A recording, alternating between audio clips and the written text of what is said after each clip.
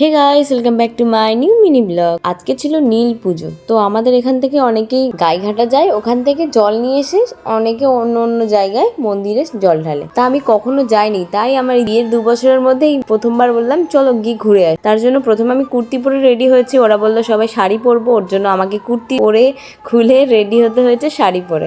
খুব ভালো লাগছিল। আমি কখনো ওই লোকের তারকেশ্বর যাই না, আমি সেটা কোনোদিন ফিল করিনি, কারণ আমি কখনোই যাইনি। তো ওই যাচ্ছি, ভালো লাগছে। তারপরে ভালো লাগতে লাগতে তো ওই ভালো লাগাটা খারাপ লাগে পরিণত হলো, কারণ হলো এত রাস্তায় জ্যাম, আমরা আটকে আটকে মানে যাচ্ছি। আমরা বলছি কি দরকার নেই, মানে হেঁটে গেলে বেটার হতো। তারপরে একটু ফাঁকা রাস্তা দেখি, একটু চা খাওয়ার একটু শখ হলো। চা সেরকম একটা প্রিয় নয়, তবু একটু শখ হলো। তারপরে এইদিকে আমরা এই মন্দিরটাতে আমরা যাচ্ছিলাম। তারপরে শ্মশান তো আমরা ভাবিনি, তারপরে সবাই একটু ভয় পাচ্ছিল, কারণ এই প্রশান্তদের এখনো বিয়ের 1 বছর হয়নি। তো আমি বললাম কিছু হবে না। তারপর সবাই ঠাকুর দর্শন করে আমরা দাঁড়িয়েছিলাম ওখানে। ও আর তার মধ্যে আরেকজন আমাদের সাথে এসে গেছে, জয়েন্ট হয়েছে রাস্তার মধ্যে। ওর মা বাবার সাথেও গেছিল। তো ওরা যেহেতু হেঁটে বাড়ি ফিরছিল, আমাদের সাথেও চলে এসেছে। এসে তো বকর বকর, তারপরে পোজ দেওয়াটা দেখো, আমি যে বললাম একটু পোজ দে।